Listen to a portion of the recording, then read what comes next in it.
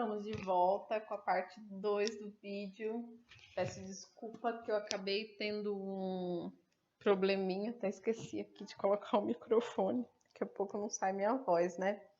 Mas o que eu estava falando, vou até conferir se está ligado aqui. Então, acabou havendo uma interrupção na gravação. Eu estava finalizando, sorte que eu já havia finalizado a parte 1. Mas eu tive um probleminha aqui na hora que estava gravando, um probleminha no armazenamento. Por isso que acabou interrompendo o vídeo, meio que cortando a minha fala, tá? Mas espero que vocês tenham descansado um pouquinho, tomado uma aguinha, comido alguma coisa. E agora a gente vai retomar aí com a parte 2 do nosso vídeo, tá? Da nossa aula de hoje. Vou retomar. Lembrando que hoje, sábado, das 12 às 13, teremos plantão. Lembrando também que aproveitem que a gente tem só mais 2 aulinhas para vocês tirarem as dúvidas que vocês tiverem, enfim, né? Para vocês não deixarem de aproveitar a oportunidade que o módulo de português está terminando e depois os conteúdos são outros, as disciplinas são outras, tá bom? Então, dando continuidade aí à nossa aula, como eu estava falando lá, antes do vídeo ser interrompido, nós vamos falar sobre o emprego dos pronomes oblíquos átonos, o, a, os, as. E como eu estava falando, a gente tem que tomar bastante cuidado para não confundir. Por quê? Porque a gente sabe que nós temos também os artigos, o, a, os, as, que são artigos definidos, tá? Mas pertencem a outra classe gramatical. Então, qual é a função do artigo? O artigo ele serve para determinar o substantivo, enquanto que o pronome ele substitui e acompanha o substantivo, né? Ou retoma também, que é o caso dos pronomes relativos. Então, é diferente a função. Então, como é que eu vou saber que esse o, que esse a, se ele é um artigo ou se ele é um pronome? Vai depender da função que ele está desempenhando na oração, tá? Ou na frase. É isso que a gente tem que ter em mente. Observar a função que cada palavra está desempenhando. Porque as palavras, por mais que elas sejam iguais, mais que a escrita seja a mesma, mas dependendo da maneira como ela está colocada na frase, na oração, enfim, ela vai ter uma função diferente, tá? Então, é isso que vocês têm que aí se atentar. Para não se confundir. Então, vamos lá começar a falar das regrinhas da colocação pronominal quando se trata desses pronomes específicos aí, tá bom? Então, ó, nós vamos falar dos casos dos verbos terminados em vogal ou ditongo oral. Lembra que eu falei para vocês sobre ditongo bem no comecinho do nosso módulo de português? Ditongo oral, ditongo nasal. Lembra? O ditongo oral, o ditongo nasal. A diferença, o nasal, ele é mais nasalado, ó. Lembra que o som parece que ele é mais nasal, é nasalado. Já o oral não, ele é mais, ó, diferente. Você falar a, oral, nasal, é diferente. É diferente, né? Então, é isso só que vocês têm, no caso, é diferente, é nasal. Então, é isso que vocês têm que reparar, tá? Ai, engasguei. Então, vamos lá. Então, os verbos terminados, vamos falar agora dos verbos, o caso da aplicação, da colocação pronominal daqueles pronomes o, a, os, as, em casos de verbos terminados em vogal ou em ditongo oral, tá? Nesse caso, os pronomes não se alteram, tá? Eles vão ficar o, a, os, as. Eles não se alteram. Como que ficaria? Olha só. Voltando, terminados em vogal ou ditongo oral. Sempre que houver verbos terminados em vogal ou ditongo oral, os pronomes o, a, os, as não se alteram. Primeira regrinha aí para usar esses pronomes oblíquos. Então, chame, ó, esse verbo não é terminado em vogal, então o pronome ele não altera, não muda. Como que fica? Chame-o agora. Chame-o agora. A mesma coisa acontece ali. A gente pode tanto entender que ele termina em vogal, como também é um ditongo oral, né? Deixei-a mais tranquila. Então, no primeiro caso, a gente tem aí um verbo terminado em vogal, por isso que o pronome não muda.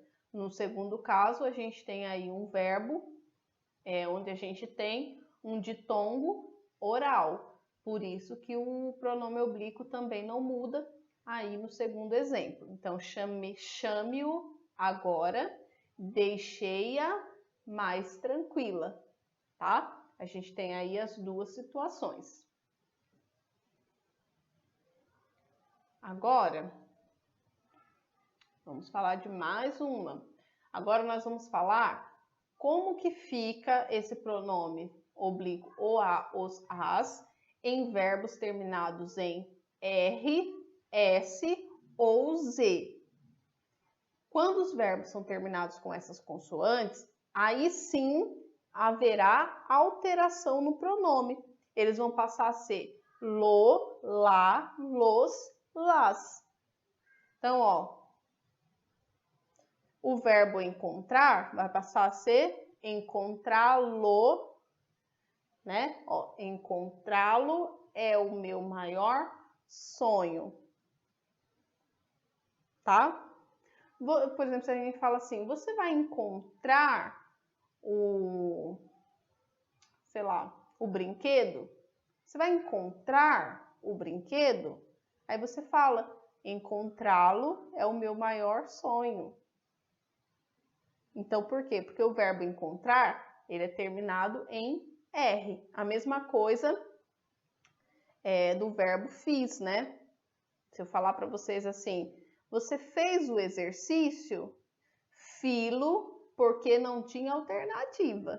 Olha que coisa triste, né? Então, ó, se eu falo, você fez, né, os exercícios, você vai falar o que para mim?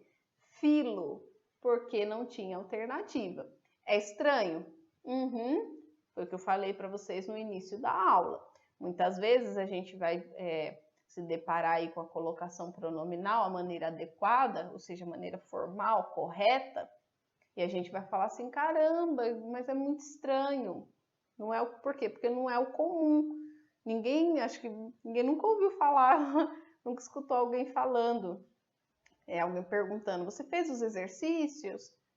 Aí a outra fala, filos, porque não tinha alternativa, né?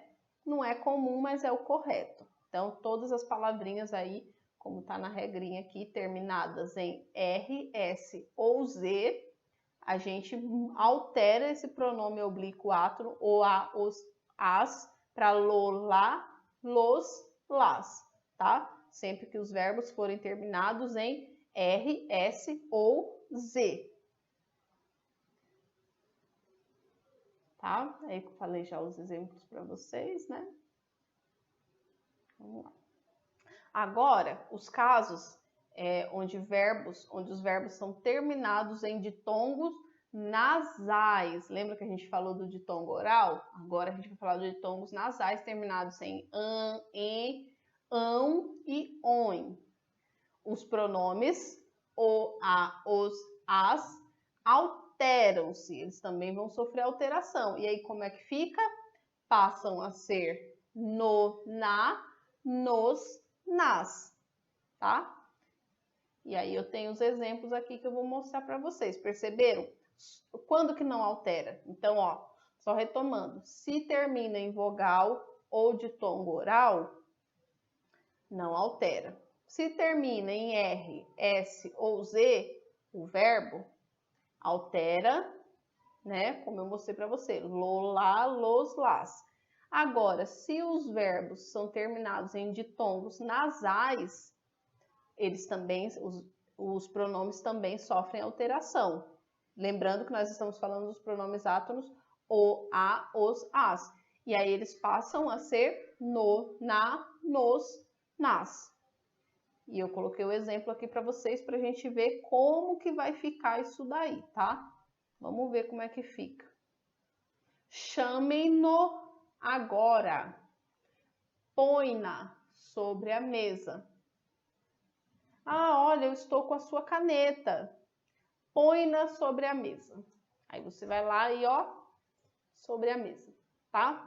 É estranho? É. Não é o comum? Provavelmente não. Não é o comum, não é a forma comum que a gente, né, escuta aí diariamente, mas é a forma correta. Então vamos lá. Ah, ó, por exemplo, chamem-no agora. Ah, o rapaz para a entrevista chegou. Chegou o rapaz para a entrevista. O que eu falo? Chamem-no agora. Olha que bonito, né? Tão bonito quando a gente sabe usar direitinho os pronomes oblíquos átonos, né? Então, nada impede que vocês aprendam.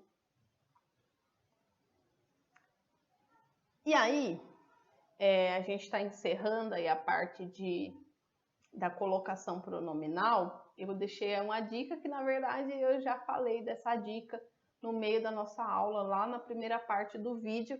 Eu já passei essa dica para vocês. Qual é a dica? É que a gente sempre tem que tentar primeiro as regrinhas da próclise, depois a gente tenta regrinhas da mesóclise, e depois, em último caso, que a gente vai tentar as regrinhas da ênclise, tá? Então, é isso. Não é difícil, como eu falei para vocês, não é algo difícil, mas são regrinhas, né? E essas regrinhas é o que torna um pouquinho mais trabalhoso o processo aí para vocês aprenderem, mas por existir essas regrinhas, mas se a gente ir fazendo uma referência de uma regrinha com a outra, já vai ficando mais fácil.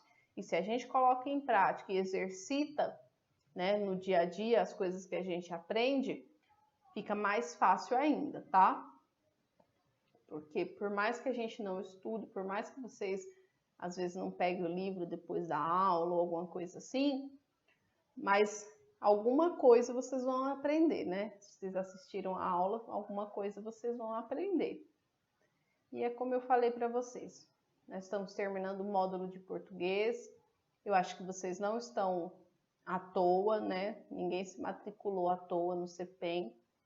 Então, não digo só no módulo de português, que na verdade já está encerrando, mas nos demais módulos, eu espero que vocês se dediquem, porque vocês têm um objetivo, têm um ideal, e a gente sabe que as coisas não caem de mão beijada. Então, a gente precisa de esforço, precisa de dedicação, precisa de empenho, e é isso que a vida espera de vocês, tá?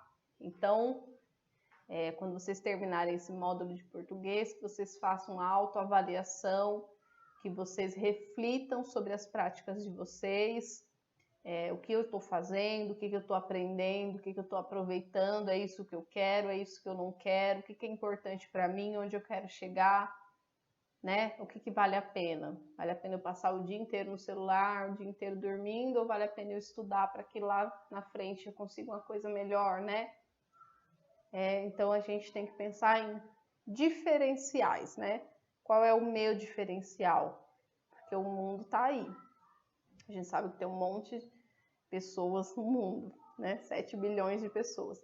Então, eu, como pessoa, como um indivíduo, como um sujeito único, singular, o que me difere das outras pessoas, né? Que diferença eu faço? O que eu estou fazendo de diferente para atingir os meus objetivos, os meus ideais? A gente sempre tem que se fazer essa pergunta. É algo que é muito importante, tá? Então, nós estamos prestes a terminar o módulo e eu espero que vocês reflitam sobre as práticas de vocês, sobre como vocês estudaram, sobre o empenho que vocês tiveram nas nossas aulas, tá? E que para os próximos vocês possam melhorar sempre. Não sei como que vai ficar, né, nos próximos módulos, se vai ser presencial, se vai ser à distância. A gente não sabe ainda muito bem como as coisas vão ficar. A gente não tem muitas informações. Mas é isso, não importa a circunstância, mas que vocês ofereçam sempre o melhor, tá? Vocês façam sempre o melhor, se dediquem. É isso que eu espero. E aí a gente terminou agora a parte de colocação pronominal. E agora nós vamos começar a falar um pouquinho sobre os elementos da narrativa.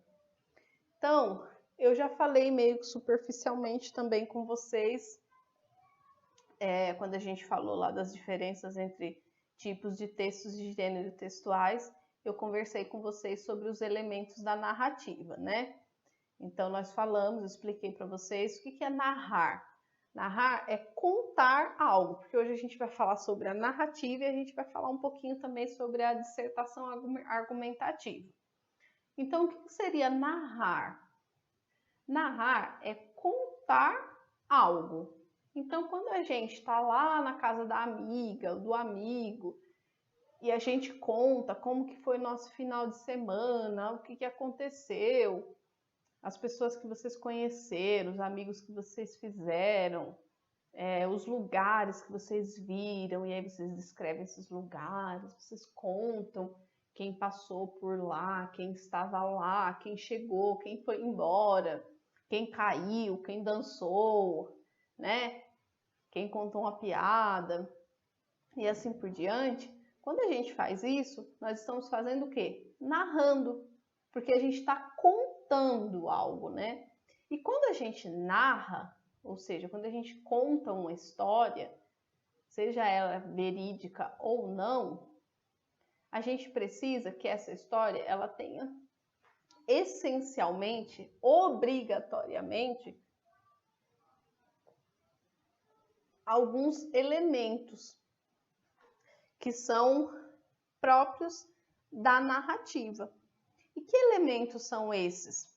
É o que nós vamos ver agora. Vou explicar para vocês todos os elementos da narrativa. Por que eu estou retomando a narrativa?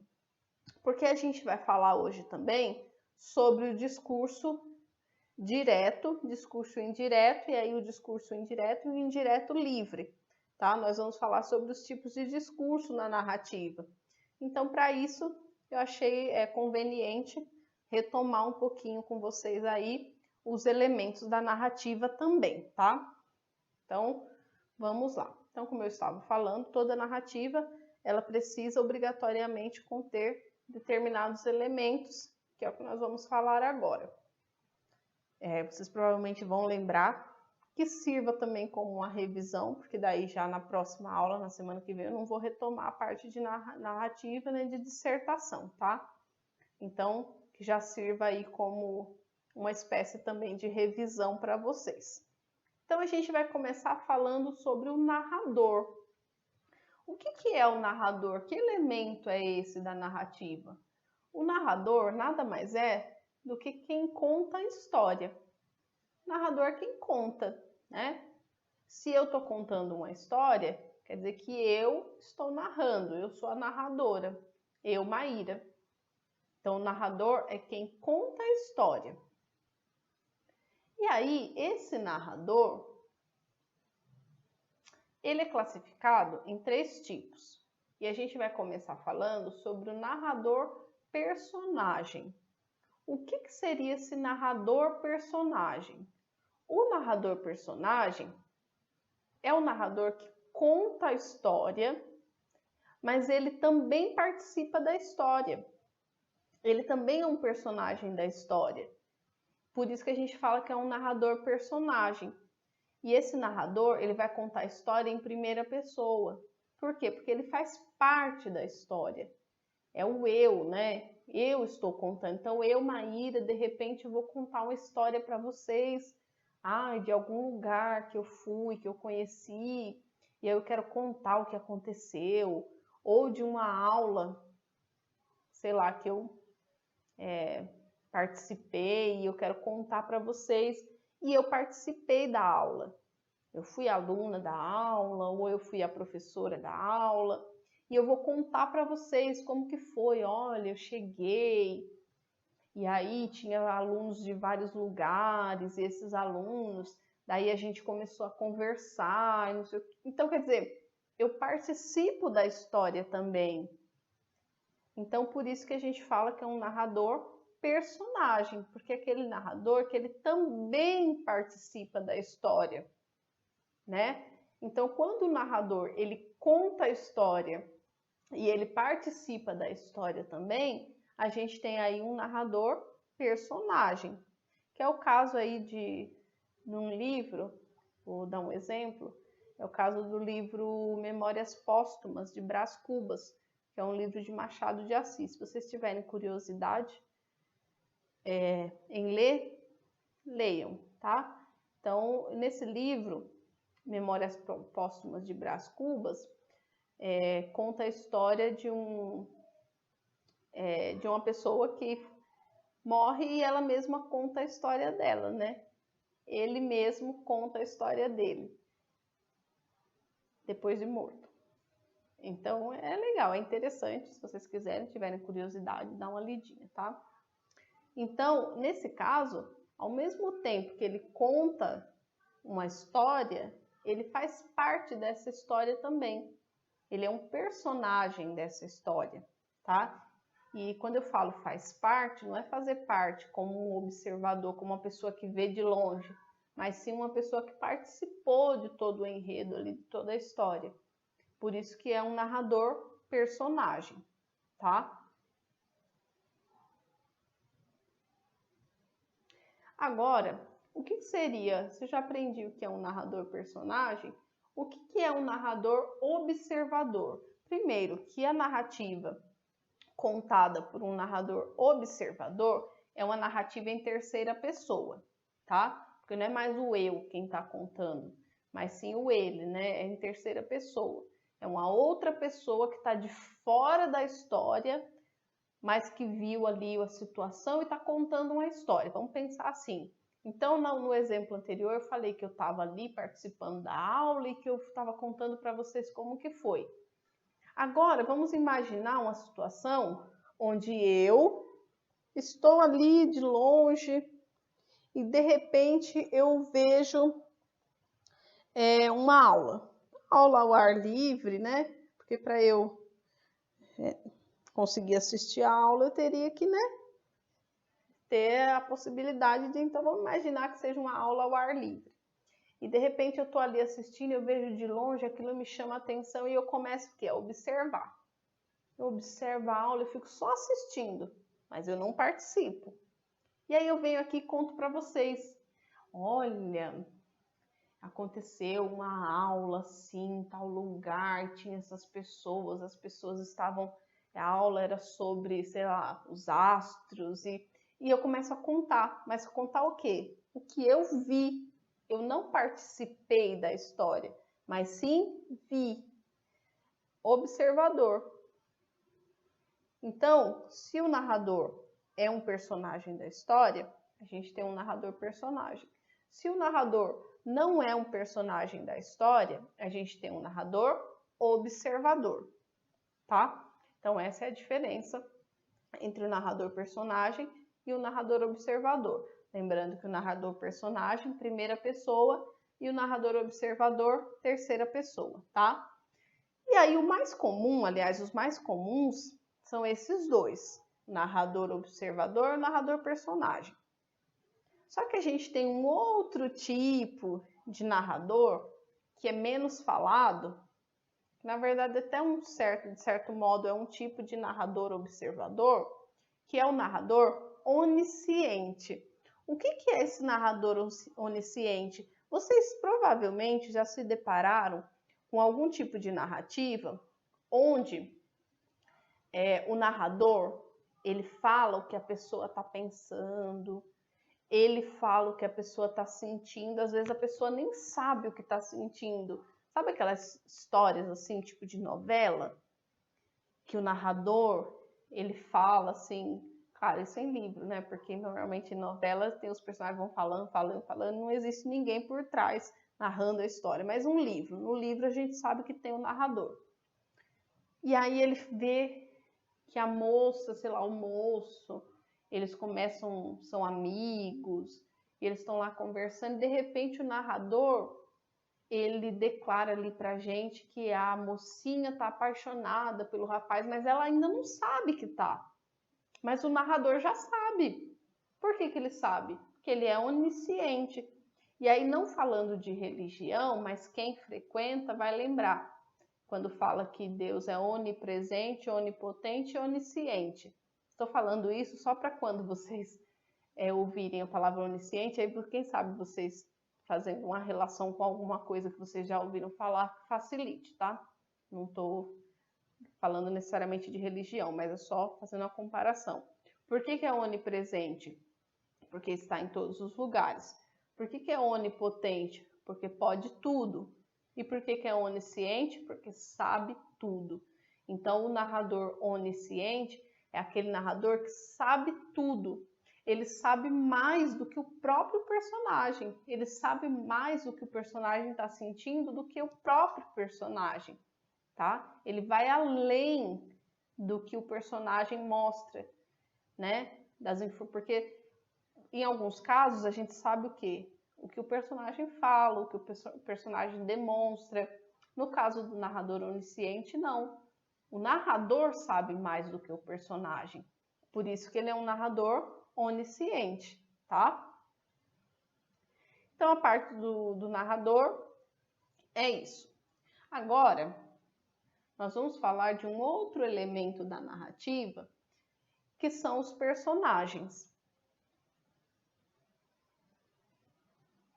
E aí, os personagens, a gente também tem 3 tipos de personagens, tá?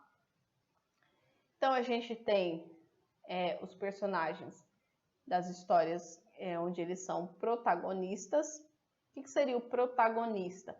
É o mocinho da história, né? Então, quando a gente assiste lá a novela, a gente sabe que tem o mocinho. Então, o mocinho é o nosso protagonista, ou seja, é o personagem principal. É o personagem que a gente conhece como principal. Então, esse é o protagonista, tá? É o personagem mais importante, né, da história. Então, quando vocês assistem essas séries na Netflix, na Amazon Prime, ou quando, sei lá, quantos mais, né, plataformas aí para vocês assistirem, vocês têm acesso. Mas todas elas vocês têm acesso a essas séries, e aí a gente sabe que sempre tem os personagens que são protagonistas, ou seja, os principais, tá? A gente tem também o antagonista. O que seria o personagem que é antagonista? O antagonista é o vilão. Enquanto que o protagonista é o mocinho, normalmente, é o personagem principal, a gente tem o antagonista. Mas é muito engraçado porque tem algumas histórias que o vilão, ele também é o personagem principal. Que é o caso, por exemplo, do filme do Coringa, né? Vocês já devem ter assistido. Quem gosta, né? Quem não gosta, provavelmente não. Mas no filme do Coringa, ele é um vilão, né? Só que ao mesmo tempo ele é o protagonista do filme. Então aí a gente tem, né, uma situação meio complicada, porque ao mesmo tempo que ele é o protagonista, ele também é o vilão da história, tá? E a gente tem também os personagens que são secundários, ou seja, todos os demais personagens da história. Tirando o vilão e o protagonista ali, o mocinho da história, na maioria das vezes, na maioria porque não são em todas as situações, como eu falei aí do exemplo do Coringa. Mas todos os demais personagens, eles são personagens secundários, tá? Então, a gente já viu aí 2 elementos da narrativa, que é o narrador e os personagens, tá? Agora, a gente vai passar a falar sobre o tempo, que também é um elemento obrigatório na narrativa, porque toda história ela acontece num determinado momento. A gente não consegue fugir disso. que sejam um futuro, né? Aquelas histórias mais futuristas, que sejam no passado, que sejam no presente, enfim, toda história vai acontecer em um determinado momento, ou seja, um determinado tempo, tá? E aí, quando a gente fala de tempo na narrativa, a gente vai trabalhar com duas possibilidades de tempo. Nós teremos o tempo cronológico e o tempo psicológico, tá? Então a gente vai começar falando sobre o tempo cronológico. O que seria esse tempo cronológico? O tempo cronológico é aquele tempo que pode ser mensurado. O que isso quer dizer? Que ele pode ser contado. Então é o tempo do calendário, é o tempo do relógio, né? Então se eu falar para vocês que uma aula, pode ser que dure menos, mas o comum, né? Algumas escolas passaram a ser 45 minutos, mas vamos falar do comum, do que era até o ano passado, digamos assim. Uma aula, se eu falar que uma aula dura 50 minutos, eu estou falando de um tempo cronológico, ou seja, é um tempo real, tá? Tempo real. Se eu falar que o mês tem, em média, 30 dias, é um tempo real, ou seja, um tempo cronológico, tá? Agora, se eu falo para vocês que a aula, ela que a aula parece que está durando um século. Nossa, essa aula está durando um século. É um tempo cronológico? Não, é uma sensação de tempo. Então, na narrativa, é mais ou menos isso. Quando as coisas acontecem de uma maneira linear, ou seja, acontece seguindo uma lógica, uma sequência de uma maneira linear, lógica, a gente tem um tempo cronológico. Mesmo que seja uma história, eu não estou falando de tempo atual, eu estou falando de um tempo linear, de algo que segue uma lógica, né? Então, um exemplo, se uma história acontece lá no século passado, mas ainda assim ela segue uma lógica, olha, esse ano, aí, sabe? Segue uma lógica certinha. A gente tem um tempo cronológico. Agora, vocês já viram, principalmente em filme, novelas, que as pessoas, elas parece que fazem uma transição, assim, tá ali no tempo presente, de repente elas voltam para o passado, elas relembram coisas que elas viveram, mas que não é aquele tempo que está ali. Ou algumas vezes, vocês já viram aqueles filmes também, que a pessoa tá, se você não presta atenção, você se perde, de repente é futuro, a pessoa se vê no presente, de repente ela se vê no passado, a história volta para o passado de repente, e de repente já está no futuro de novo. Então a loucura não segue uma coisa linear, não segue uma lógica, né? E aí nesses casos a gente tem o tempo psicológico, né? Que está mais relacionado com a sensação de tempo, com um tempo que não é lógico, que não é linear. Por isso que a narrativa é dividida aí, a questão do tempo em tempo cronológico e tempo psicológico, tá? Vamos para o próximo.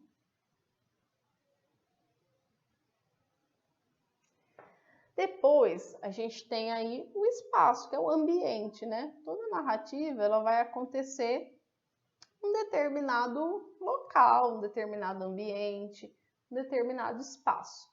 Então, também faz parte aí de como posso dizer, de um dos elementos da narrativa, que é essencial, é obrigatório na narrativa. Toda história, quando você conta, ela está acontecendo em um determinado lugar.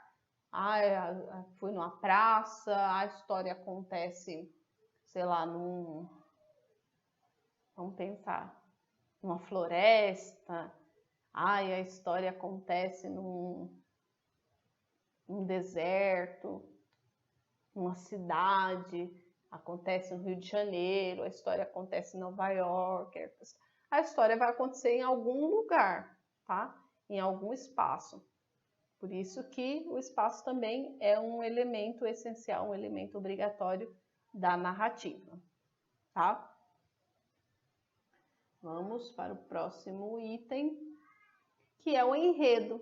Depois que eu falei para vocês todos os demais elementos, juntando tudo isso, a gente tem o quê? O enredo. Então, o que é o enredo? O enredo nada mais é do que todos esses elementos juntos. Juntando todos esses elementos, a gente tem o enredo. O enredo nada mais é do que a história em si, tá? A história como um todo é o enredo, tá bom? E aí tem o clímax, tem outras coisinhas assim que são mais específicas, como o clímax, por exemplo, é aquele momento que é o ápice da narrativa. Sabe aquele momento que todo mundo fica, nossa, o que será que vai acontecer? É aquele momento que a pessoa para e fala assim, meu Deus, agora a história vai, né? Vai pegar fogo, vai ficar boa. É o clímax, né, da narrativa. Então, terminamos aqui a parte dos elementos da narrativa. Já falamos sobre colocação pronominal, elementos da narrativa. Agora nós vamos falar sobre o quê? Sobre discurso direto, discurso indireto e discurso indireto livre, tá? Então, vamos lá. Eu coloquei aqui só discurso direto e indireto, mas a gente tem o indireto livre também, tá bom? Então, vamos lá.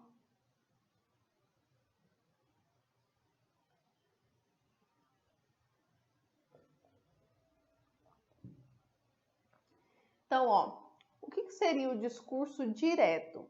O discurso direto é quando a gente tem marcas da fala do personagem, é quando é algo óbvio que a fala é do personagem, que é o personagem quem está falando. E o discurso direto, ele é muito fácil de ser identificado. Por quê? Porque ele é sempre acompanhado de verbos que são declarativos. Como, por exemplo, não sei, a mulher passou pela vizinha e disse, : travessão, bom dia. Ou a mulher passou, não, a aluna passou pelo professor e respondeu, professor, eu estou aqui. E assim por diante. Então, o discurso direto é muito fácil de ser identificado, né? Porque ele é bem óbvio. Então, sempre que vocês perceberem aí a presença do travessão, vocês, ou seja, quando a fala do personagem ficar muito clara, muito separada do que o narrador fala, da fala do personagem, vocês vão perceber que é um discurso direto, tá? Então, a fala do personagem e a fala do narrador, elas ficam distintas, né? Você consegue identificar com facilidade ali. E uma das formas de a gente identificar é com a presença aí do travessão. Eu até tentei colocar, acabei colocando um hífen ali representando o travessão, mas dá para entender que é, né? E faltou os 2 pontos ali também, tá? Então, o juiz perguntou: algo a declarar? Então, percebam que facilmente vocês conseguem identificar aí a presença da fala do narrador, que é o juiz perguntou, e em seguida vocês conseguem identificar com facilidade a fala do personagem, que no caso aí seria a fala do juiz que o próprio narrador colocou aí para vocês, tá bom? Então fica bem mais fácil para identificar. Então, o discurso direto, facílimo de perceber, né? A presença do discurso direto. Então, como eu falei, muito fácil, né, de identificar o discurso direto. Agora, a gente vai falar um pouquinho sobre o discurso indireto. No discurso indireto, se no discurso direto você consegue identificar facilmente a fala do personagem sendo diferenciada, ou seja, sendo separada da fala do narrador, no discurso indireto já é o contrário. você vai ter um narrador onde ele fala pelo personagem. E aí a gente tem um discurso indireto. O narrador vai falar pelo personagem. Então, ó, coloquei até um exemplo usando a mesma fala, digamos assim, só que de modos diferentes. Então, aqui, ó, o juiz perguntou, algo a declarar? Isso no discurso direto. No discurso indireto, o narrador fala pelo personagem, tá? O juiz perguntou se havia algo a declarar. Quer dizer, você não vê marca da fala, você sabe que o juiz perguntou se havia algo a declarar, mas você percebe aí que não é a fala do personagem, mas sim o narrador contando o que o personagem falou. Percebem a diferença? No discurso direto, é o personagem quem fala. No discurso indireto, você vai ver o quê? A presença aí do narrador, que ele está falando pelo personagem, né? Ele está dizendo pra gente o que o personagem falou, mas não é o personagem quem está falando. Isso no discurso indireto, tá? Aí agora a gente vai ver como que fica no caso do discurso indireto livre, que é o próximo aqui que a gente... Mas percebam que é muito fácil identificar os tipos de discurso, tá? Bem fácil mesmo. Discurso direto, você vai ter a marca ali do travessão, você vai ter clareza, você vê nitidamente que é o personagem quem está falando. No discurso indireto, você vai perceber que não é o personagem quem está falando, mas sim o narrador que fala o que o personagem falou. Aliás, que conta o que o personagem falou. Essa é a diferença. No discurso indireto livre, a gente já vai ter as duas coisas. A gente vai ter tanto a presença, a gente vai perceber tanto a presença da fala do personagem, quanto a presença o quê? Do narrador falando por ele, digamos assim, tá? A gente vai ter as duas coisas numa única situação. Essa é a diferença. Então, ó, o exemplo, lembrando que eu estou usando o mesmo exemplo, tá? A mesma situação nos 3 exemplos. Então, agora, ó, então, o juiz conduzia a sessão e tentava o mais rápido que podia fazer a conciliação. Logo hoje, que tem uma agenda cheia, ele não sabia se conseguiria resolver aquela situação. Tomara que eu consiga. Aí até peço desculpa que, como eu falei, os slides às vezes eu não consigo colocar num slide só pela quantidade de letras. Então aí eu acabo dividindo um pouquinho, tá bom? Por isso que fica assim. Mas nada que impeça vocês de perceberem. Então vocês percebem que aí, por mais que tenha a presença da fala do narrador, contando o que estava acontecendo aí, mas no meio disso ele lança a fala do personagem, tá? Ele está usando o quê? Como se ele estivesse falando, contando o que estava acontecendo, ó. Então, o juiz conduzia a sessão e tentava o mais rápido que podia fazer a conciliação. Logo hoje, que eu tenho agenda cheia, então aí você percebe a presença da fala do personagem. E aqui também, ó, ele não sabia se conseguiria resolver aquela situação. Tomara que eu consiga. Então você percebe que não existe uma marcação, digamos assim, nítida, como no discurso direto da fala do personagem. Mas ainda assim você consegue perceber que é a fala do personagem. Por mais que não haja esse travessão, essa distinção assim, de uma fala embaixo, o narrador falando uma coisa e embaixo tendo a fala do personagem. Mas ainda assim vocês conseguem ver que existe é como se a fala do personagem e a fala do narrador se misturassem ali, tá? Então esse seria o discurso indireto livre, tá? Então perceba que nos 3 exemplos a gente tem basicamente a mesma informação, só que dita de maneiras diferentes. Então, ó, na primeira, o juiz perguntou: algo a declarar? Isso no primeiro exemplo. Aí quando você chega aqui no discurso, isso no discurso direto. Quando você chega no discurso indireto, a gente tem lá, o juiz perguntou se havia algo a declarar. Só o narrador quem falou.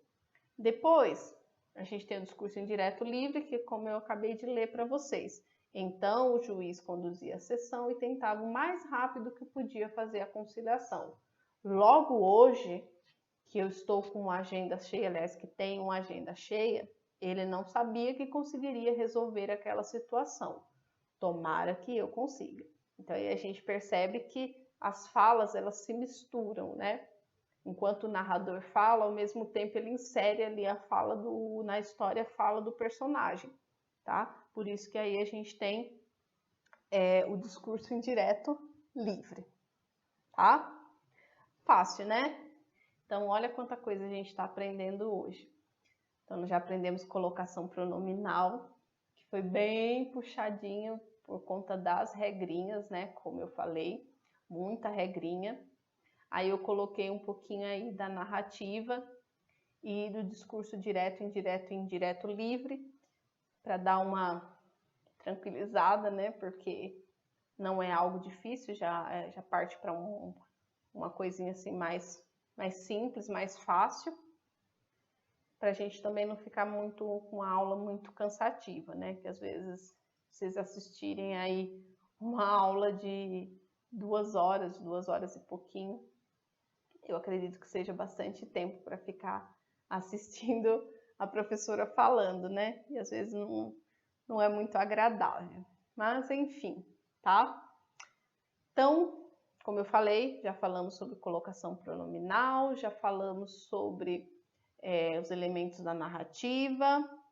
Agora nós vamos falar sobre dissertação argumentativa, tá? É o próximo tema aqui da nossa aula. Então, como eu estava falando, a narrativa, narrar é contar algo, certo? Isso é narrar. Dissertar, enquanto que narrar é contar algo, dissertar é falar sobre algo, tá? E é o tipo de texto que mais cai, aliás, sempre cai nos concursos, em vestibulares e assim por diante. E principalmente o caso aí da dissertação argumentativa. Porque o que seria essa dissertação argumentativa? Além de você falar sobre algo, você vai argumentar, você vai dar sua opinião sobre aquilo que você está falando, tá?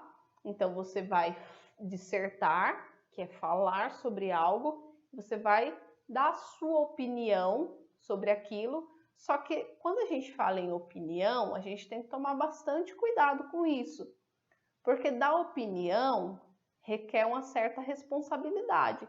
E eu não digo isso só em relação à dissertação, mas na vida, né? Quando a gente dá opinião sobre alguma coisa, a gente tem que tomar bastante cuidado, porque a opinião, ela requer responsabilidade. Quando eu dou opinião sobre alguma coisa, eu preciso argumentar sobre aquilo que eu estou opinando. Então, não adianta só eu achar que aquilo está certo ou está errado e ficar só por isso. Ah, isso não está certo, não está certo. Não está certo, mas não está certo por quê? Por que você acha que não está certo? O que faz você acreditar que aquilo não está certo? E o que faz você acreditar que você está certa sobre a sua opinião?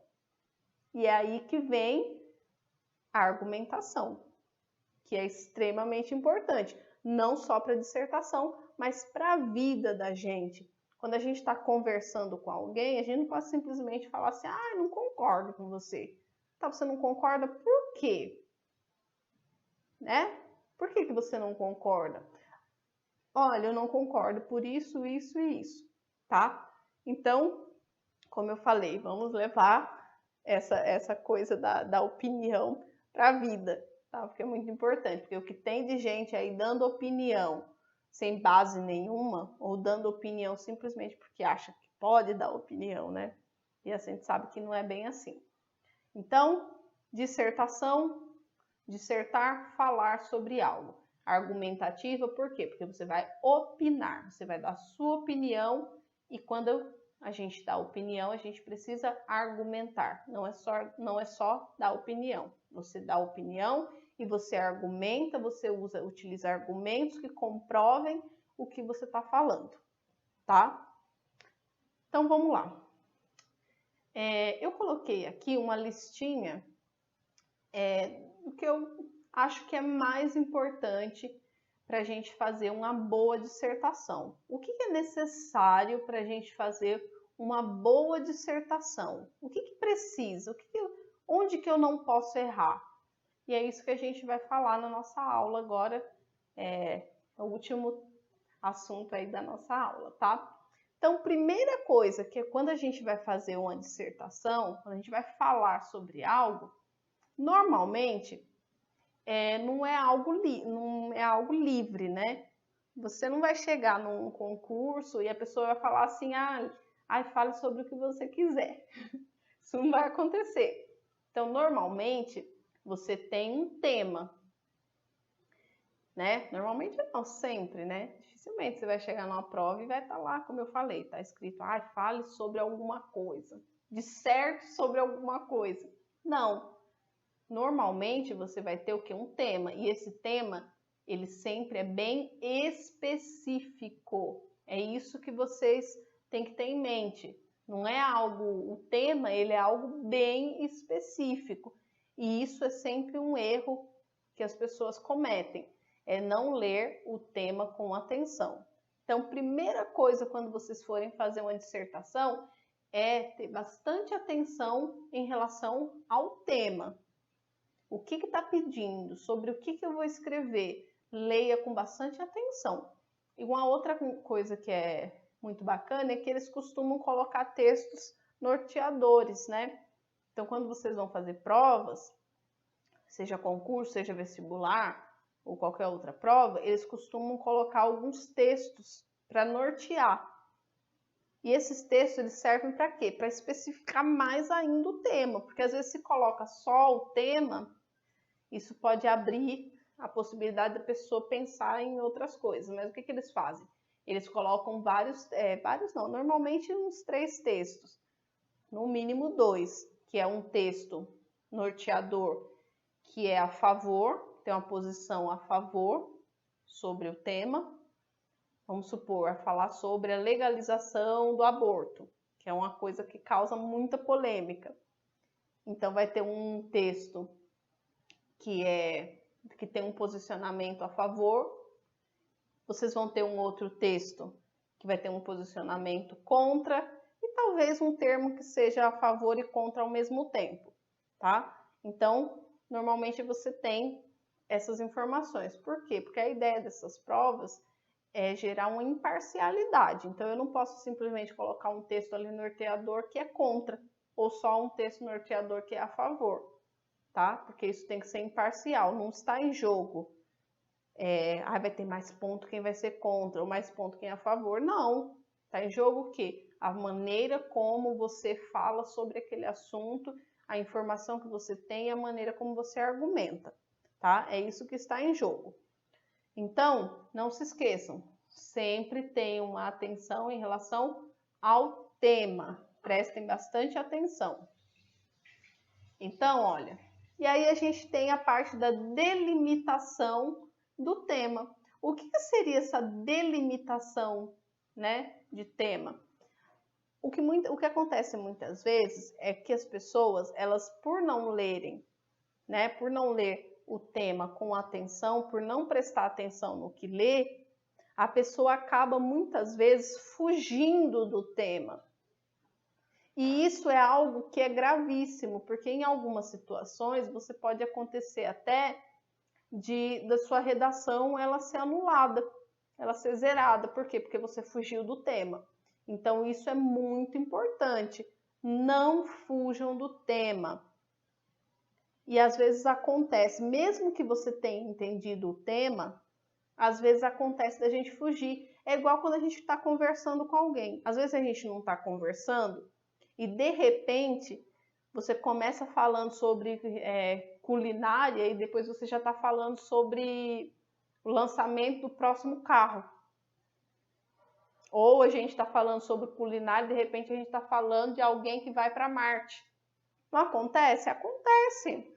Só que cabe a gente, tanto que às vezes aparece alguém e fala assim, nossa, como a gente já está falando de Marte, a gente está falando de comida. A mesma coisa acontece com o texto. Mas é isso que a gente tem que tomar cuidado, tá? Porque numa conversa informal, é bacana, é até engraçado isso acontecer, né? A gente até gosta, porque daí aumenta a possibilidade do diálogo, da conversa. Às vezes é até chato quando a gente fala só de uma coisa, então é gostoso falar de várias coisas, mas não quando a gente fala de dissertação argumentativa.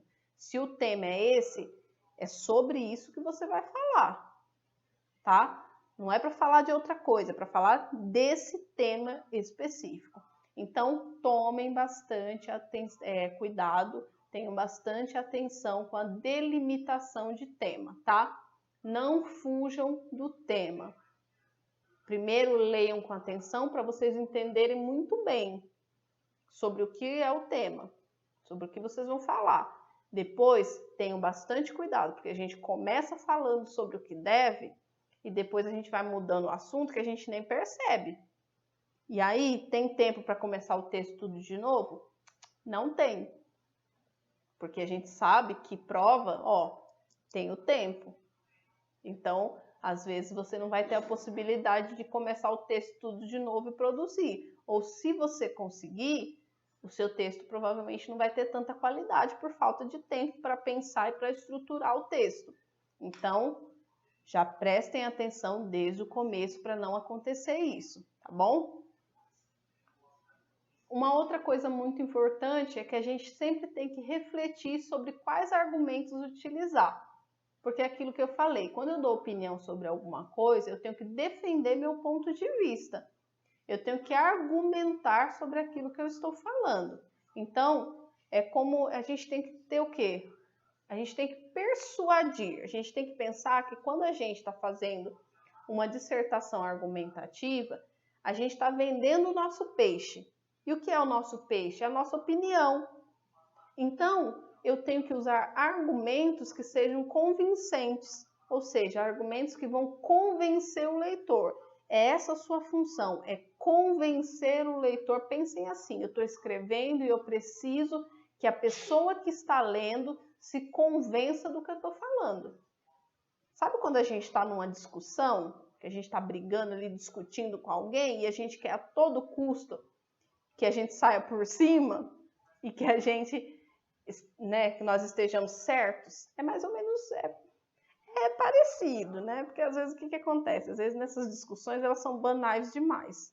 Então às vezes a gente está falando de bobeira. Discutir quem pegou o pedaço do bolo maior. Não é essa a intenção de um artigo de opinião, no caso de uma dissertação argumentativa. A ideia é o quê? Que a gente fale de coisas que são importantes, né? Coisas que afetem outras pessoas, que são importantes. Então, não se esqueçam de utilizar bons argumentos. E por isso que eu sempre falo para vocês lerem muito, para vocês assistirem jornal, para vocês lerem notícias na internet, tá? Para um pouquinho, lê uma notícia, lê alguma coisa, lê uma curiosidade. Por quê? Porque você nunca vai saber com antecedência qual é o tema da dissertação. E quanto mais conhecimento você tem de mundo, ou seja, conhecimentos prévios, mais fácil vocês vão conseguir fazer, com maior facilidade. Por quê? Porque as informações que vocês têm, os conhecimentos de vocês, quanto mais, melhor. A mesma coisa acontece quando a gente está aprendendo inglês. O que a gente aprende em inglês? A gente aprende a gramática. Mas o que é importante? Vocabulário. Porque não adianta só eu saber a gramática se eu não sei as palavras, o significado das palavras. Então, a gente tem que conciliar a parte gramatical com o vocabulário. A mesma coisa acontece quando a gente vai escrever uma dissertação. Como é que eu vou escrever sobre uma coisa que eu não sei? Não é isso que a gente fala muitas vezes quando a gente faz uma prova? Como que eu vou escrever sobre isso? Estava difícil porque eu não sabia nada. Então, quanto mais você lê, mais você amplia os seus conhecimentos sobre o mundo. E se eu aumento o meu conhecimento, a minha chance de ir bem numa dissertação é muito maior. Por isso que é importante a gente sempre ler, a gente sempre procurar, né, se manter informado, tá bom? Evitar repetições. Seja repetição de expressão, seja repetições de palavras, porque às vezes a gente não repete palavras, mas a gente repete, às vezes, ideias. Então eu falo de uma coisa aqui, às vezes com outras palavras a gente fala a mesma coisa. Isso não é bacana.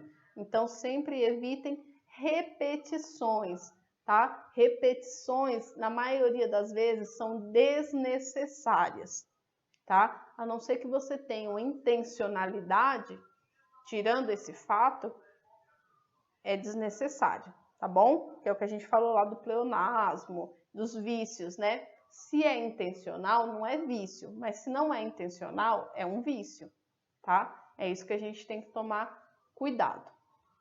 Igual quando a gente tem aquelas músicas que tem trocadilho. Tem música que tem trocadilho e é intencional, então você vai falar que tá errado? Não tá, porque é intencional. Agora é diferente quando você coloca uma música que não era para ter aquele trocadilho e de repente você fez, não percebeu e tem o trocadilho, tá? Então existe essa diferença. Então